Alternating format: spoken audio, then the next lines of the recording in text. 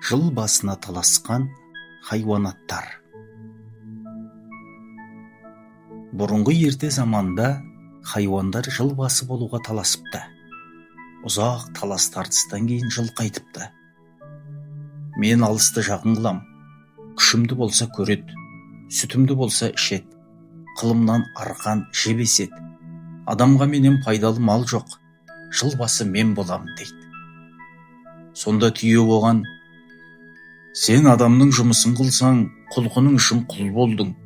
Мен сен көтер алмайтын ауырды көтеріп, неше айшылық алыс жерлерге барам. Аш болдым деп сен сияқты арпа, солы сұрамайым. Көде болса көде, жусан болса жусан жеп, не кез келсе соны қорек етіп, табылса су ішіп, табылмаса шөлде де шыдап жүре берем. Жыл басы болу маған лайық дейді.